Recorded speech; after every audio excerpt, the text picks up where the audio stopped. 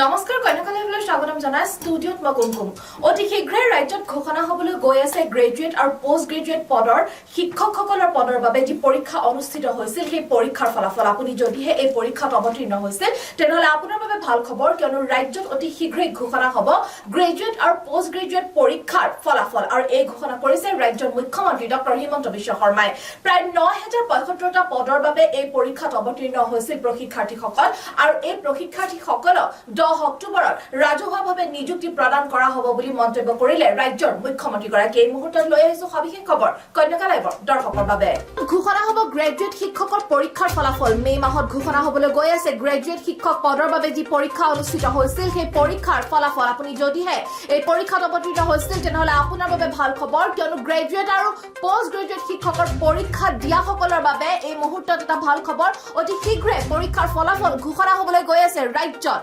এই মুহূৰ্তত আমি জনাই গৈছো যে মে মাহৰ প্ৰথম সপ্তাহত পোষ্ট গ্ৰেজুৱেট আৰু ৯০৭৫টা গ্ৰেজুৱেট শিক্ষক পদৰ পৰীক্ষাৰ ফলাফল ঘোষণা কৰিব সেবাই এই কথা ইতিমধ্যে ঘোষণা কৰিছে যে মে মাহৰ প্ৰথম সপ্তাহতে ফলাফল ঘোষণা কৰা হ'ব আৰু ইয়াৰ পাছত হ'ব ডকুমেন্ট ভেৰিফিকেশন প্ৰক্ৰিয়া আৰু তাৰ পাছতে পৰীক্ষাৰ ফলাফল ঘোষণা হোৱাৰ পাছতে আপোনালোকৰ ডকুমেন্ট ভেৰিফিকেশনৰ প্ৰক্ৰিয়া আৰম্ভ হ'ব আৰু সেই ডকুমেন্ট ভেৰিফিকেশন প্ৰক্ৰিয়া শেষ হোৱাৰ পাছতে 10 অক্টোবৰত হ'ব নিযুক্তি 10 অক্টোবৰত নিযুক্তি পাবলৈ গৈ আছে বহু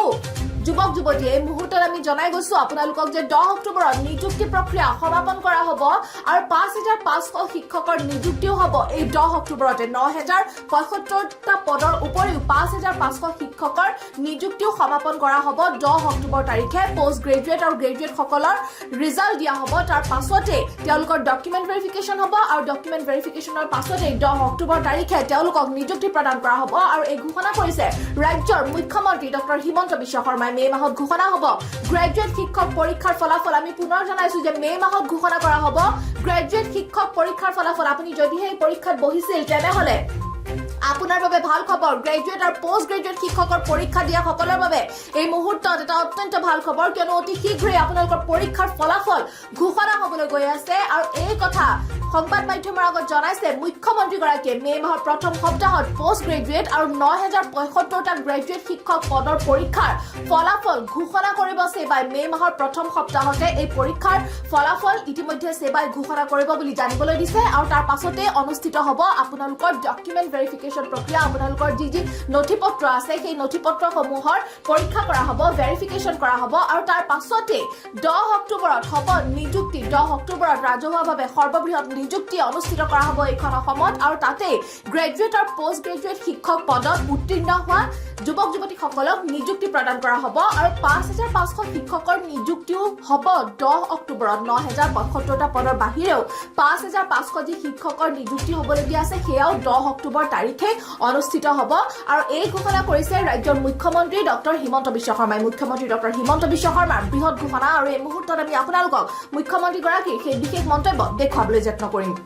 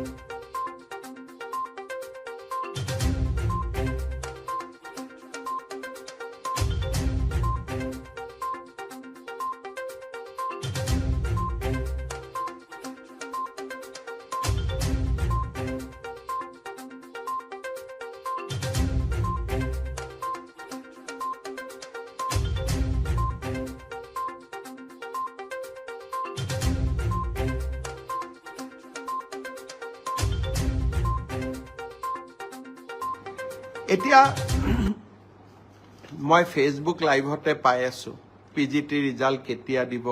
গ্ৰেজুৱেট টিচাৰৰ ৰিজাল্ট কেতিয়া দিব মই হ'ব খোজা শিক্ষকসকলক এটা অনুৰোধ কৰিম যে আপোনালোকে যদি ধৈৰ্য যদি আপোনালোকৰ নাথাকে তেতিয়াহ'লে আপোনালোকে শিক্ষক হৈ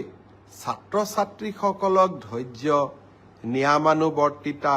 শৃংখলাবদ্ধতা এই জ্ঞানবিলাকৰ বিষয়ে কেনেকৈ আপোনালোকে ল'ৰা ছোৱালীক শিকাব মই আপোনালোক যি ধৰণে উদ্গ্ৰীৱ হৈ আছে মোৰ চিন্তা সিমানেই বাঢ়ি গৈ আছে যে আপোনালোকে একোজন প্ৰকৃত শিক্ষক হ'ব পাৰিবনে নাই সেয়েহে যিমানে আপোনালোকৰ চিন্তা বাঢ়িছে নিযুক্তিৰ তাৰিখো মই 15 দিনকৈ আগুৱাই লৈ গৈ আছো যাতে আপোনালোকৰো এটা ধৈৰ্যৰ পৰীক্ষা আমি ল'ব পাৰো তথাপিতো আপোনালোকে যেটো সুধি থাকে সেইকাৰণে মই উত্তৰ দিব খুজিছো মে মাহৰ প্ৰথম সপ্তাহত পোষ্ট গ্ৰেজুৱেট আৰু গ্ৰেজুৱেট টিচাৰ যি 9075টা পদৰ গ্ৰেজুৱেট টিচাৰৰ নিযুক্তি পৰীক্ষা হৈছিল তাৰ ফলাফল সেবাই ঘোষণা কৰিব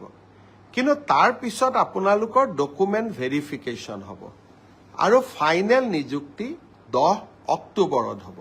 আৰু 10 অক্টোবৰলৈ আপোনালোকে ধৈৰ্য ধৰিবই লাগিব কাৰণ আমিও আপোনালোকৰ অকণমান ধৈৰ্যৰ পৰীক্ষা কৰিব খুজিছো ঠিক সেই ধৰণে যিসকল শিক্ষকে মোক সুধি আছে 5550ৰ লিষ্ট কেতিয়া দিব আপোনালোককো মই জনাব খুজিছো যে এপ্ৰিল মাহৰ ভিতৰত আমি আপোনালোকৰ ডকুমেন্ট ভেৰিফিকেশ্যনৰ কাম শেষ কৰিম মে মাহৰ পৰা আপোনালোকৰ প্ৰভিজনেল লিষ্ট ওলাব কিন্তু নিযুক্তি 10 অক্টোবৰত হ'ব আৰু তেতিয়ালৈকে আমি সকলোৱে ধৈৰ্য ধৰিম কোনোবাই ক'ব পাৰে যে নতুন নিযুক্তিৰ ল'ৰা ছোৱালীয়ে যদি ইমান দেৰিকৈ দিওঁ তাতো পোষ্ট ল'ব নেকি নহয় নতুন নিযুক্তিৰ তালিকা 10 অক্টোবৰৰ পিছত ওলাব গতিকে 10 অক্টোবৰত যিসকলে নিযুক্তি পাব তেওঁলোকে স্বাভাৱিকভাৱে নতুন নিযুক্তিত এলপিৰ শিক্ষক এলপিত অৱতীৰ্ণ হ'ব নোৱাৰিব কিন্তু তেখেতসকলে ইউপিৰ পৰীক্ষাত বা আপাৰ প্ৰাইমেৰীৰ মেৰিট লিষ্টত তেওঁলোকৰ নাম ডেফিনেটলি অন্তৰ্ভুক্ত হ'ব পাৰে গতিকে মই সকলোকে ধৈৰ্য ধৰিব কলো গ্ৰেজুৱেট আৰু পোষ্ট গ্ৰেজুৱেট টিচাৰৰ ৰিজাল্ট মে মাহত কিন্তু আফটাৰ ডকুমেন্ট ভেৰিফিকেশ্যন নিযুক্তি 10 অক্টোবৰত তেনেকৈ এলপি এমিৰ 5550ৰো ডকুমেন্ট ভেৰিফিকেশ্যনৰ কাম এপ্ৰিল মাহত আমি সমাপ্ত কৰিম মাৰ্চ মাহৰ পৰা প্ৰভিজনেল লিষ্ট ওলাব কিন্তু নিযুক্তি 10 অক্টোবৰত হ'ব